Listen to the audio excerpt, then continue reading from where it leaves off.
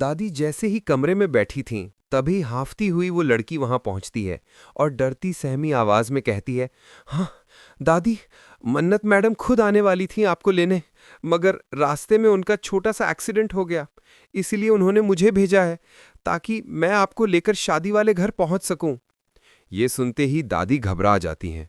उनके हाथ कांपने लगते हैं और वो तुरंत अपना फोन उठाकर मन्नत को कॉल करने लगती हैं, मगर फोन नहीं लगता।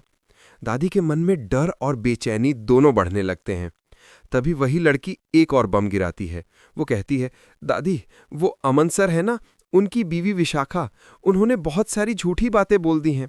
उसी झूठ की वजह से अमन सर ने अपनी शादी बीच में ही रोक दी है। दादी सन्न रह जाती हैं। लड़की आगे कहती है, विशाखा जी ने मेरी और विक्रांत सर की शादी भी रुकवा दी। विक्रांत सर कह रहे हैं कि जब तक वो आपके मुंह से पूरा सच नहीं सुन लेते, तब तक वो मन्नत से शादी नहीं करेंगे। ये सुनकर दादी की आंखों में आंसू आ जाते हैं। उनके मन में पछतावा, डर और गुस्सा सब एक साथ उमड़ पड़ता है। लड़की अब भावनाओं का आखिरी वार करती है। वो कहती है, दादी, विशाखा ने सिर्फ मेरी शादी ही नहीं तुड़वाई, उन्होंने धैर्य सर और मन्नत मैडम के रिश्ते पर भी गंदे आरोप लगाए हैं, उनके चरित्र पर उंगली उठाई है। हो सकता है आज मन्नत की शादी पूरी तरह टूट जाए। ये सुनते ही दादी के पैरों तले जमीन खिसक जाती है। लड़की मीठे जहर में लिपटी बात कहती है, इसीलिए दादी, अगर आप मेरे साथ चलती तो वहां जाकर सारा सच सबके सामने रख सकती थीं। आप ही तो हैं जो अकेले इस झूठ को खत्म कर सकती हैं। दादी कुछ पल सोचती हैं। उनकी आंखों के सामने मन्नत का मासूम चेहरा घूम जाता है। विक्रांत की टूटी उम्मीदें याद आ जाती हैं और वो आखिरकार भारी दिल से कह देती हैं, चलो हमें चलना चाहिए। लड़की के चेहरे पर एक हल्की सी खतरनाक मुस्कान आ जाती है, क्योंकि उसका असली मकसद दादी को सच तक पहुंचाना नहीं, बल्कि सच को हमेशा के लिए मिटाना होता है। उधर दूसरी तरफ मन्नत अकेले मंडप में बैठी है। हाथों की मेहंदी सूख चुकी है, मगर दिल का डर और तेज हो रहा है। विक्रांत सामने खड़ा है। उसकी आंखों में प्यार कम और सवाल ज्यादा है। वो बार बार एक ही बात दोहरा रहा है, जब तक दादी खुद सच नहीं कहेंगी, मैं ये शादी नहीं करूंगा। मन्नत के लिए हर लम्हा किसी सजा से कम नहीं है। उसे पता है कि दादी ही एकमात्र गवाह हैं जो उसकी बेगुनाही साबित कर सकती हैं। लेकिन दादी का फोन बंद है और समय हाथ से फिसलता जा रहा है।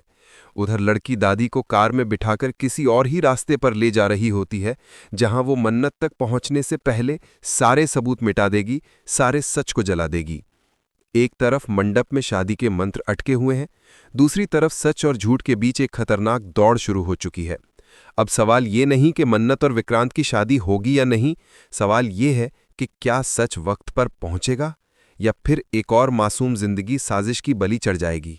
गाड़ी तेज रफ्तार से अंधेरी सड़क पर दौड़ रही थी। दादी की आंखें बार बार सामने के रास्ते और फिर अपने कांपते हाथों पर जा रही थी। उनका मन बेचैन था, दिल किसी अनजाने डर से भर रहा था, लेकिन उस लड़की के चेहरे पर अजीब सा आत्मविश्वास और छुपी हुई जीत की चमक थी।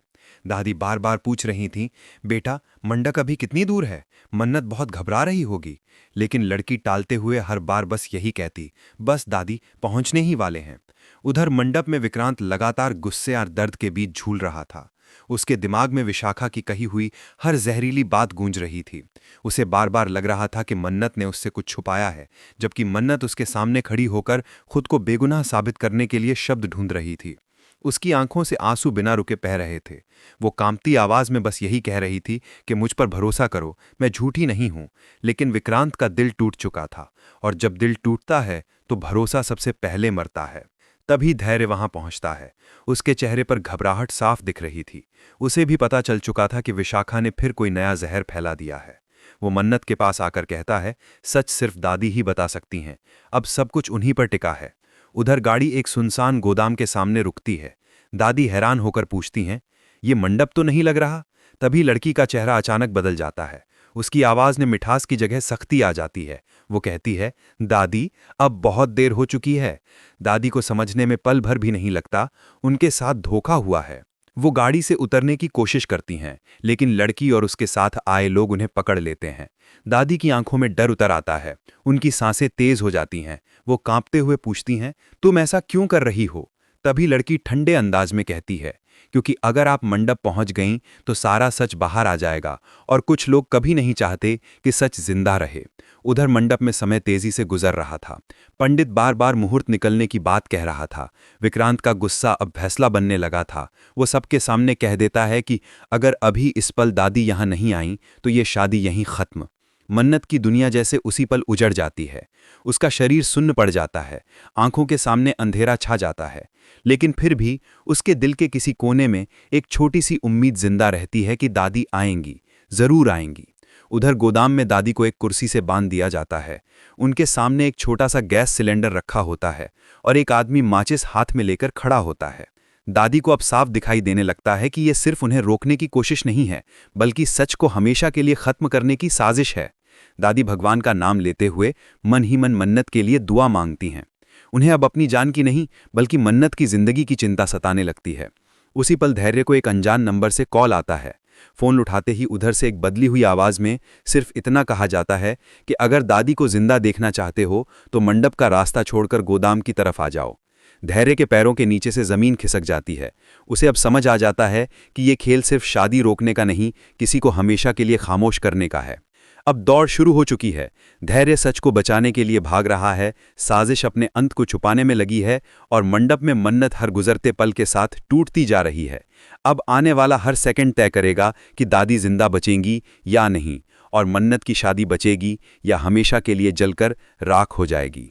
धैर्य का दिल जोर जोर से धड़क रहा था। उसका फोन अभी भी हाथ में कांप रहा था। उस अनजान आवाज की धमकी उसके कानों में गूंज रही थी, अगर दादी को जिंदा देखना चाहते हो तो मंडप का रास्ता छोड़कर गोदाम की तरफ आ जाओ।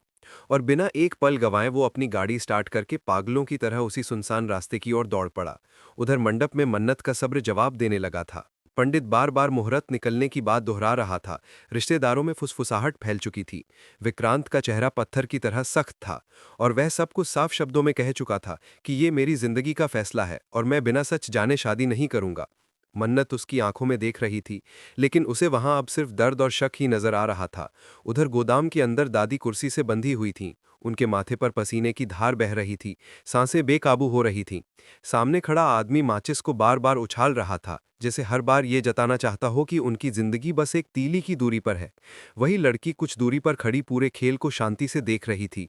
उसकी आंखों में कोई डर नहीं, बल्कि जीत का इंतजार था। दादी कांपती आवाज में बोली, तुम लोग मेरी जान ले सकते हो, लेकिन सच नहीं मार सकते। ये सुनकर वह लड़की ठंडा सा हंसती है और कहती है, सच सिर्फ तब तक जिंदा रहता है जब तक उसे सुनने वाला जिंदा हो। उधर धैर्य की गाड़ी तेज रफ्तार से गड्ढों भरी सड़क पर उछल रही थी। उसके दिमाग में सिर्फ एक ही तस्वीर घूम रही थी, दादी का सच बोलता चेहरा। और यही सच आज मन्नत की जिंदगी बचा सकता था। उसने बिना किसी की परवाह किए रफ्तार और तेज कर दी।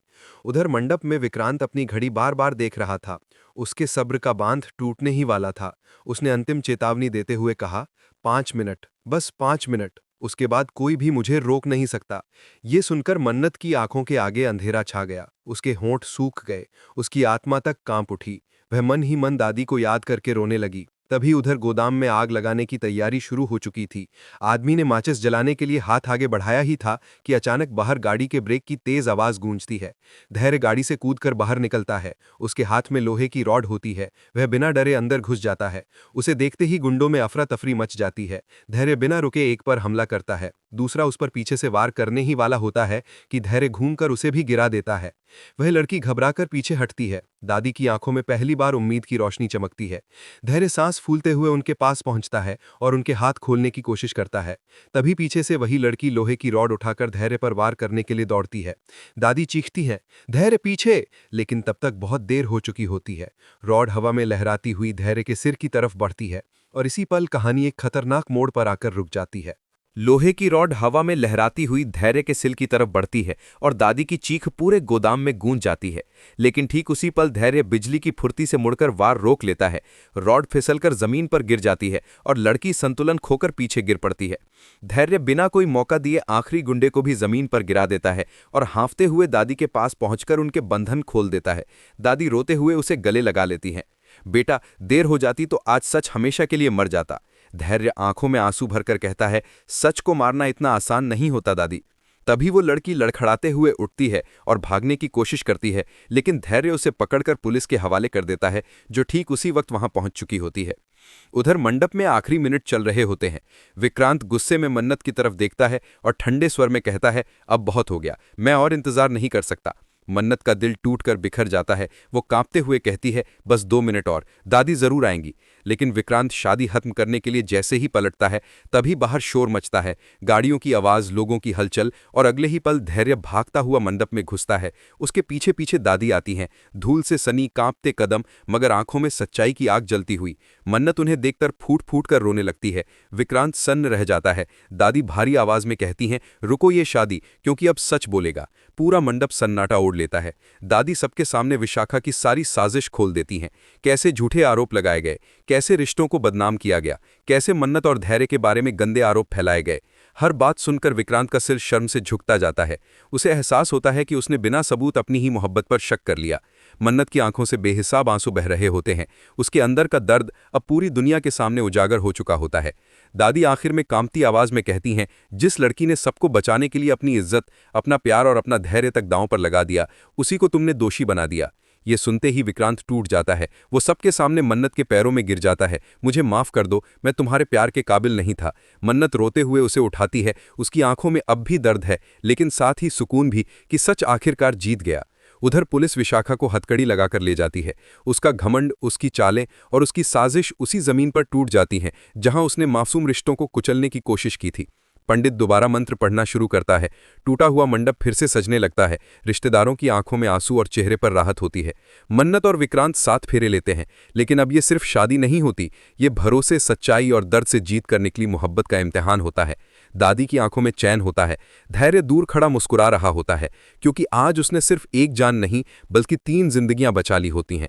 और जब आखिरी फेरा पूरा होता है, मन्नत आसमान की तरफ देखकर मन ही मन कहती है, सच चाहे जितना दबा दो, एक दिन वो जरूर सामने आता है। और इसी सच के साथ ये कहानी अपने सबसे भावुक और जीत से भरे अंजाम तक पहुंचती है।